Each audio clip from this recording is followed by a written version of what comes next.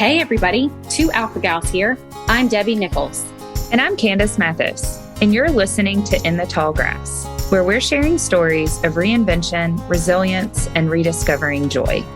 Whether it's facing Alpha Gal syndrome or any other redefining chapter of life, we all have to learn how to navigate the journey through the tall grass. So here we go. Hey, everybody. So today we are super excited because we have an amazing young woman with us. Peyton Owen is a 16-year-old high school student from right outside of Nashville, Tennessee, and she is living with alpha-gal syndrome. So we had the honor of working with Peyton and her mother, Stacy, in our food allergy mentorship program this year. And we are so excited to have her here to share a little bit more about her journey and everything she has learned living with alpha-gal syndrome. So thank you so much, Peyton, for being here with us. I'm so excited. This is amazing to be here. We're excited to have you. Yeah, so let's jump in. Can you just share a little bit with our listeners about your journey and where it kind of all started? Yeah, so I was diagnosed about a year and a half ago, 2022 fall. So yeah, pretty much throughout my whole life, I've had weird reactions to we thought it was like hot dogs, like just random stuff. And at one point we were like, we think it might be honeysuckle because like we always had those at cookouts, you know? And so it was we didn't really know what it was. But that summer I had a bad reaction and we were like, okay, let's go get allergy tested. And yeah, turns out I have alpha-gal. So at first I thought it was just going to be, no pork, no beef, no lamb, stuff like that. And as we did more research, we realized it was a little more than that. But yeah, I feel like throughout this last about year and a half now, it's just been kind of learning through trial and error, and just doing some research for sure, but just trying to figure it all out. And then, yeah, we did the food allergy mentorship program with Debbie and Candace, and I feel like that gave us some really good tips as well. So it's pretty much my journey so far. Yeah. So I have a question for you. Did you ever see a tick? Do you know the tick that gave you alpha-gal? Or I mean, lots of people have seen lots of ticks and like, well, one of them probably gave me alpha-gal, but that's kind of how it was for us. Yeah, we are outside all the time. Like you said, we live right outside of Nashville, Tennessee, so it's just wooded, ticks everywhere.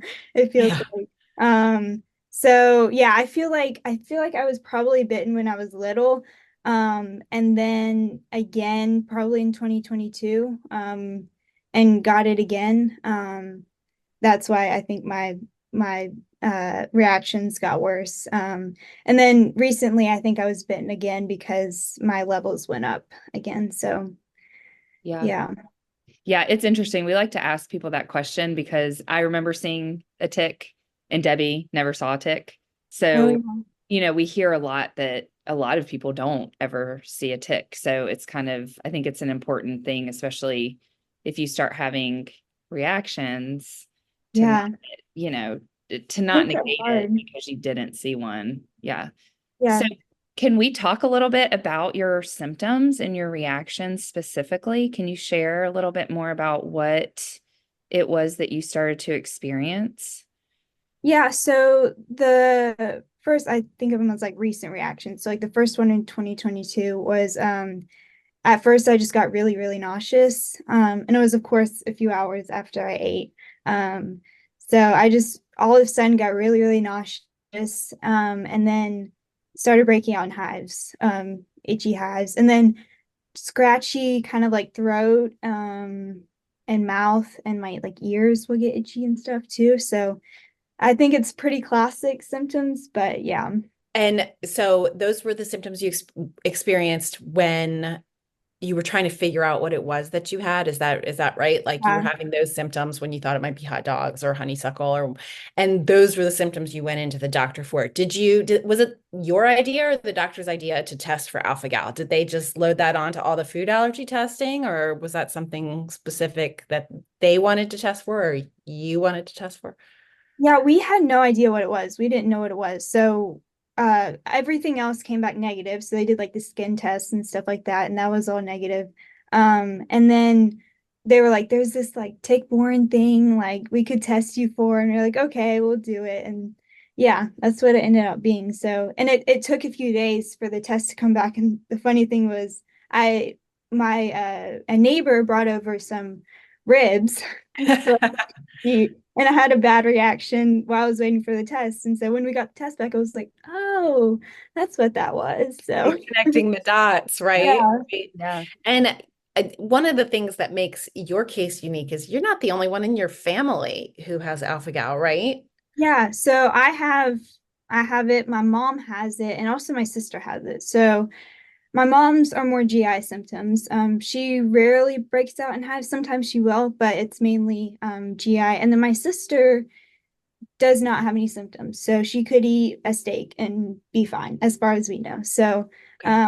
that was kind of a bit of a shock when we found out she had it, because we just got the whole family tested after we found out me and my mom had it. So, and yeah, hers came back positive, but she's never had a problem before. So Wow. yeah, it's kind of, we have like all the different types of alpha gal, I feel like, in our family. Yeah. I mean, I think it goes to show kind of that range, right, of Yeah. severity. And I can imagine I'm the only one that I know of right now in my family that is diagnosed with alpha gal, but I'm sure as a family that was a really big shift, right? You had to shift how you were eating, how your mom, I'm sure, shopped for you and then her and your sister. So can you tell us a little bit about how did that change in your family dynamic, like your food and all of that?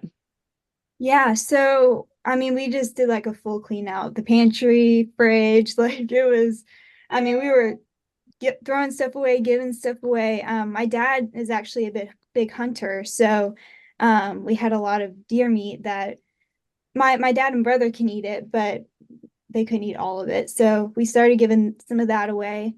Um, and then like restaurants wise, yeah, we just started researching places we could eat.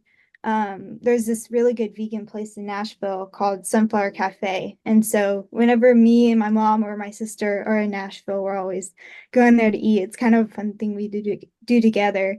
Um, and then it's funny, my dad and brother, whenever they're alone or doing something together, they always go eat like at a steakhouse or something, or get ice cream, or it's they get all their, they say they were getting all their alpha gal, and oh, we're not there. So yeah.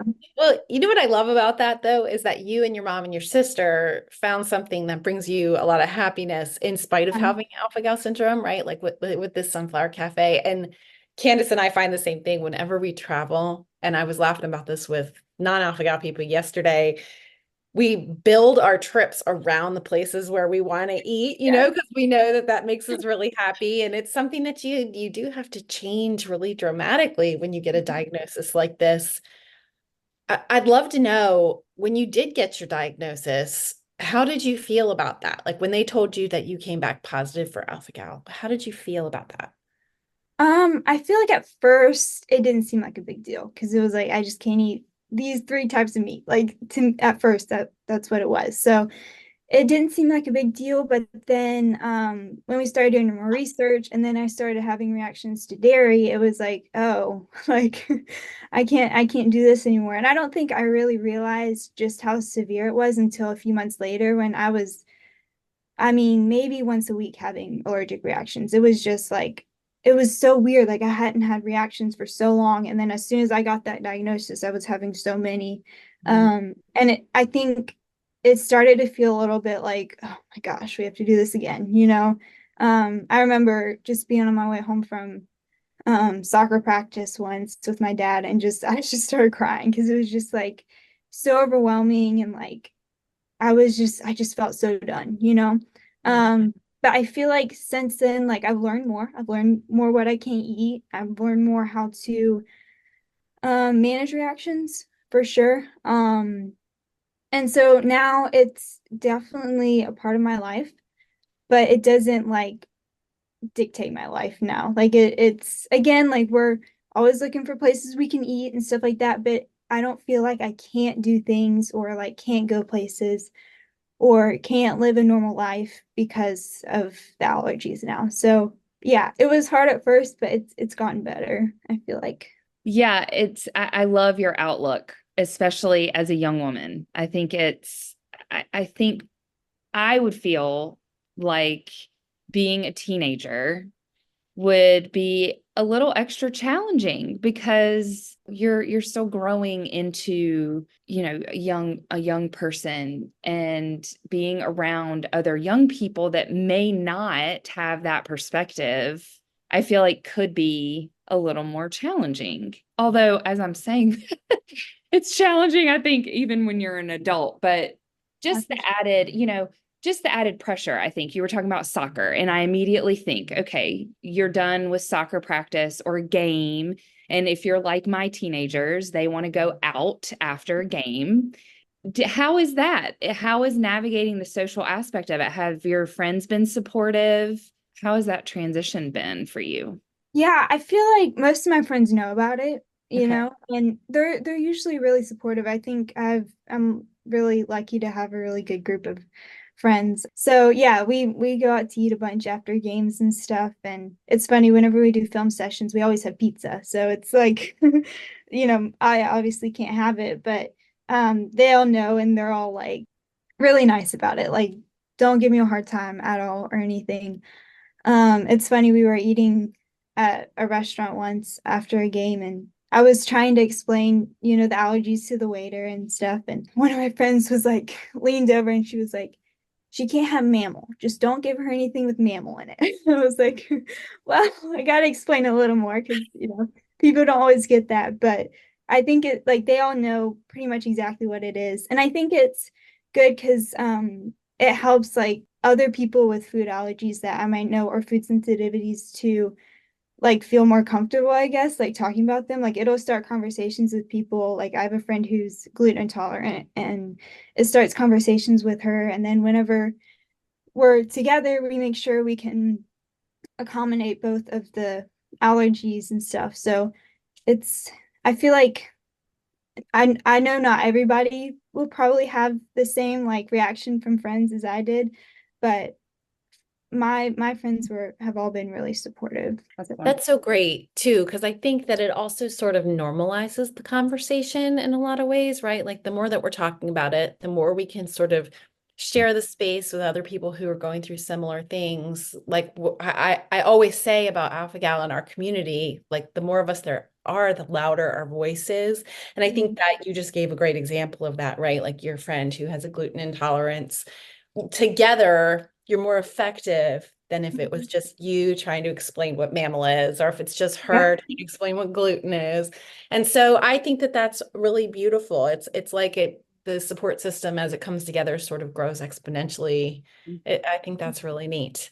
I think that point is such a good point too, because I know, Debbie, you and I have talked a lot about this, going to like the fair summit and seeing the groups of teenagers there that have been living with food allergies since they were little. It's so inspiring to see the compassion in our youth.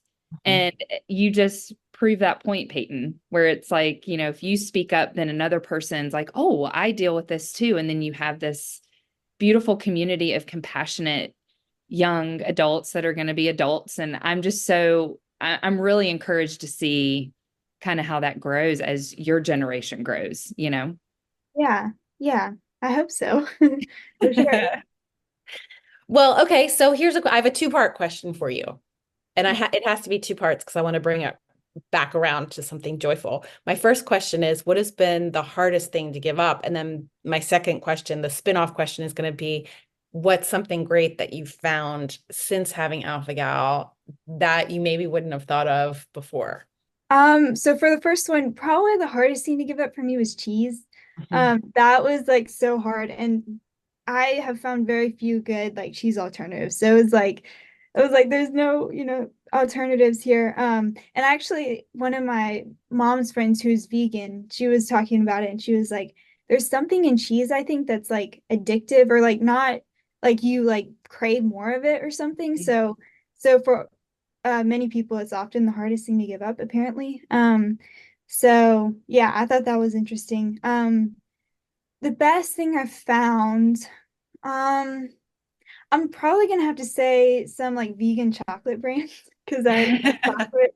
There's this one, it's called Hue. I think it's like Back to Human Hue. And it's amazing. Like it's so good. And my mom can have it too with all her sensitivities and stuff. So that's really good.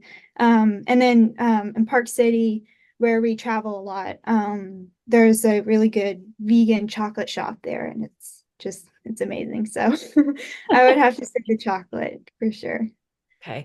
A vegan chocolate shop. Man, Candace, we're gonna have to find a I conference know. or something out there in Park Well, I City. think they ship. I think they ship because I remember Yes. Peyton, you and your mom telling us about it, and I definitely, I definitely saved it in my phone because Yes. I'm with you on the chocolate. And I've actually found there's one vegan cheese, like more small batched, local, women-owned cheese shop in North Carolina called Dairy. Okay. Dare. That is, I would spend a lot of money on their cheese because it's about the only one. Would spend, do spend. Yes. Yes. I have not shipped it here, but because we have a local store. Actually, we have two local health food stores that sell it. But man, if they stop selling it, I'm going to ship it here because it's really good. So, Well, and they have, I think some of them have, do some of them have carrageenan in them? I feel like, or no, wheat. Maybe some of them have wheat in them. Just yeah. read the ingredients really carefully, but they do have a queso that is like, it tastes like real queso. It's Oh wow. quite good. Or pimento cheese. As a Southern girl, like pimento cheese was something I Oh really yeah. liked.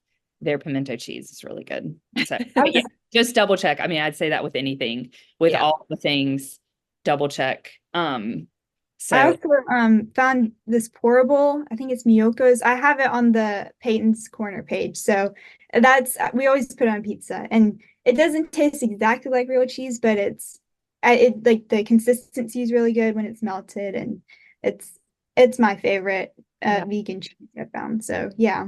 that's awesome. We like that one too. That's a great segue into talking a little bit about this really exciting project we have with you, which our listeners may or may not have seen on our website yet, but we have done this page. I shouldn't even say we, because Peyton, you did it. This page, Peyton's Corner, which is featured on our website.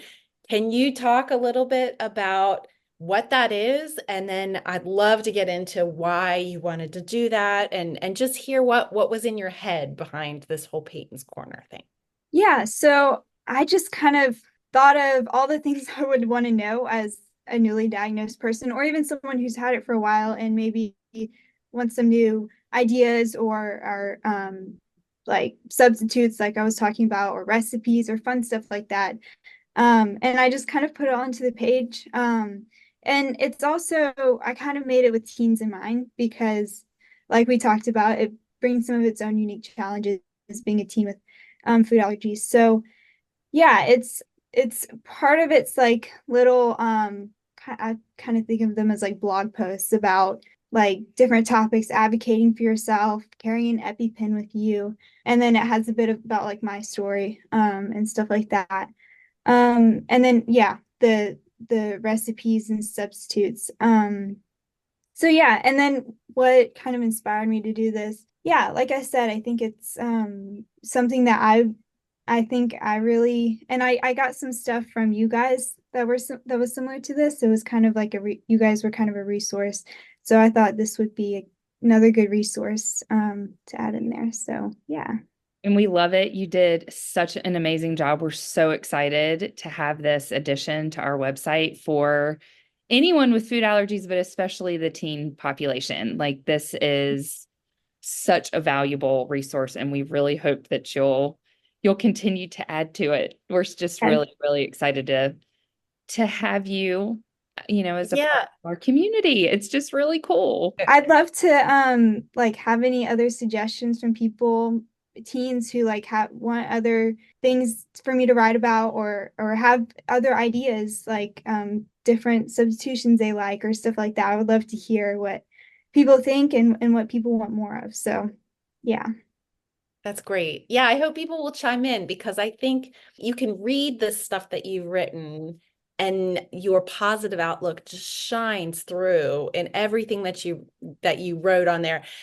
Like even when talking about the recipes and some of the struggles that you faced in order to find things that were safe for you to eat, I think that people are really going to find your story inspirational. I know we do. We really find a lot from it, which is one of the reasons that we want to just continue working with you, both through Peyton's Corner and this podcast episode. And we love that you're willing to hear feedback from people and see what people want to hear from, because I think that it's different hearing it from a teenager's perspective than it is from us too. You know, you're facing these things in a different way, different social, circumstances, different situations that you might be in that we might not find ourselves in. Like I'm not playing in any soccer tournaments anytime soon. So I think you offer some really bright, positive inspiration to anybody, not just teens, but to anybody. Yeah, it's amazing. And so Peyton, I love that you mentioned, when you were writing Peyton's Corner, that you had someone newly diagnosed or even someone diagnosed that's still struggling kind of in mind when you were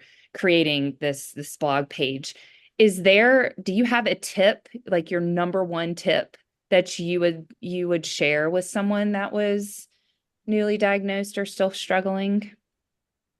I think the number one thing I would say is don't be afraid to advocate for yourself, because that's something I've struggled with. I'm kind of a bit of a quiet person. Like I don't want to get in an argument with somebody or something like that. So I have before just said, okay, it's fine, when it's not fine. And I feel like that's something that I've really worked to change, because for those of us with food allergies, that can be dangerous if you just say it's fine.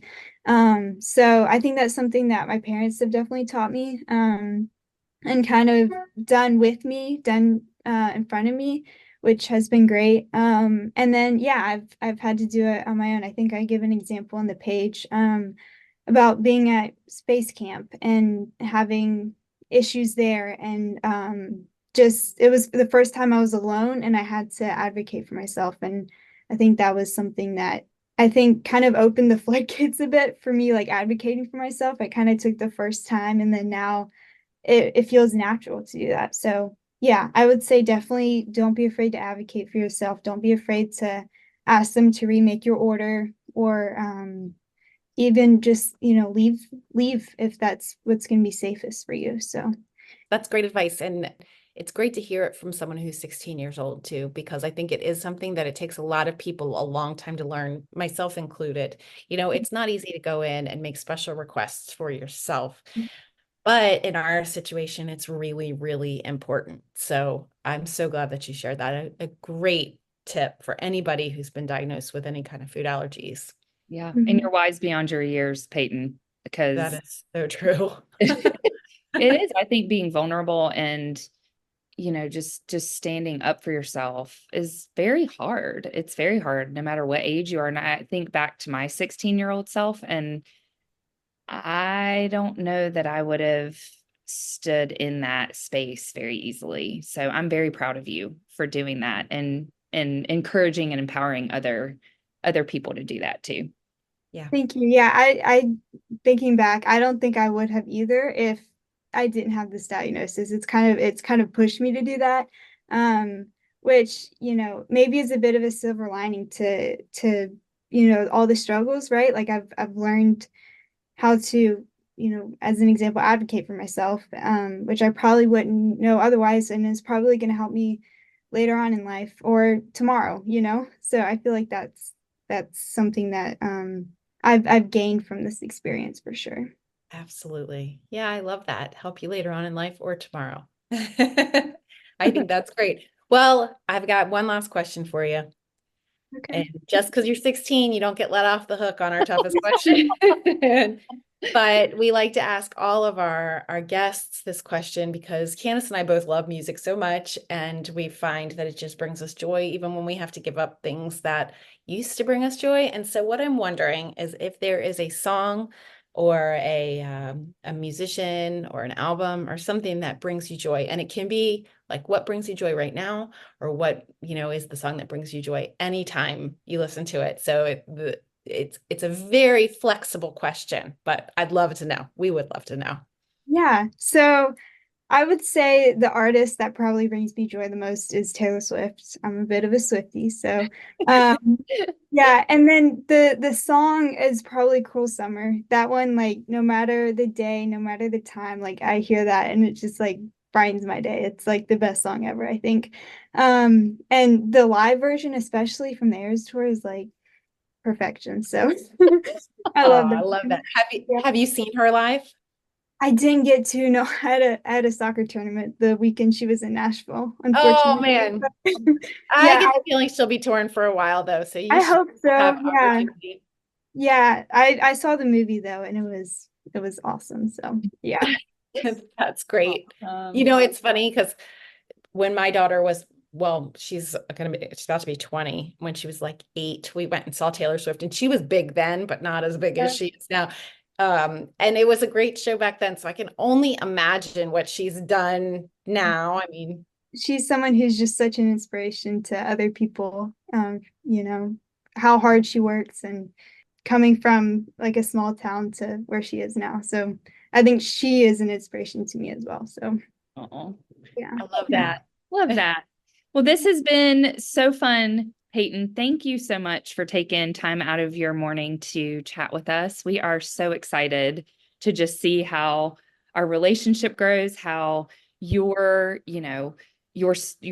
place in this space, I guess, in the Alpha Gal community grows. And you're such a lovely soul. And we are so grateful that we've had the opportunity to get to know you. So thank you for being here. Thank you all so much for having me. This was awesome. So yeah. All right, everybody. Until next time. Thank you for joining us today on In the Tall Grass.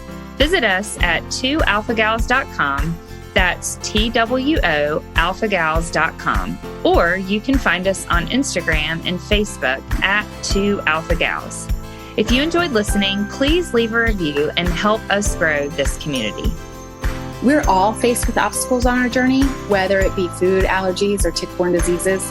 You might outgrow the reactions, but you won't outgrow the person you become. Ticks suck, but life doesn't have to.